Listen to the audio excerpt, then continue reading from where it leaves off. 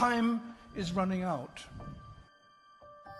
The amount of carbon dioxide in the atmosphere now is 50% higher than it was in 1900. And not only are we piling in more and more carbon dioxide in the atmosphere, but we are chopping down the forests of the earth at a great rate. And the forests themselves are the most efficient consumers of carbon dioxide that there are on Earth. We're going to destroy the ground because the soil of a rainforest isn't very good. We are actually tampering with the climate of the Earth and with the very atmosphere that we breathe. When we talk about the disappearance of the ozone layer, we don't know what will happen when the ozone layer goes. The world has become so fragile that we cannot subject the Earth to the tortures we can now inflict upon it. When we talk about the greenhouse effect, we're talking about something that affects the entire Earth. And these problems are life and death problems. They go to the root of the viability of the planet itself.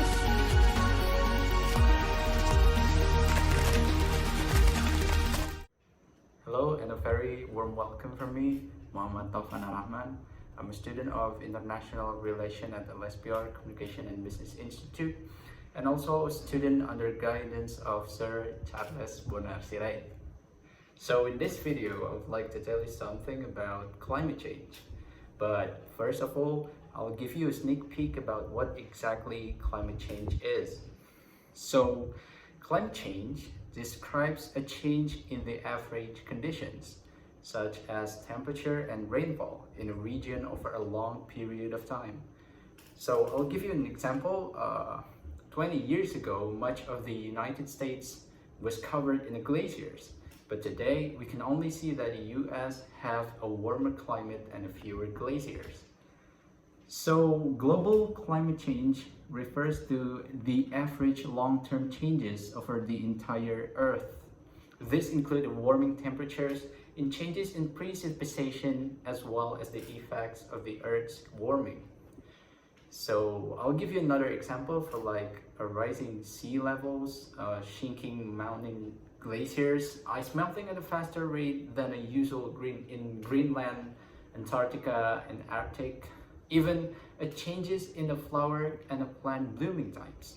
So Earth climate has constantly been changing even long before humans came into the picture. However, scientists observed that an unusual changes recently. For example, Earth's average temperature has been increasing more quickly than they would expect over the past 150 years. Want to know about more what is happening right now? So this is the graph of the change in the annual global temperatures that is compared to the average of global annual temperatures since 80 from and to 8099. But on average, global temperatures near Earth's surface have gone up for 2 degrees Fahrenheit in the past 100 years. So in fact, the past 5 years has been the warmest 5 years in the centuries. Many people, including scientists, are concerned about this warming. As Earth's climate continues to warm, the intensity and the amount of the rainfall during storms such as hurricanes is expected to increase. Droughts and heat waves also becoming one of the more intense as the climate warms. So when the whole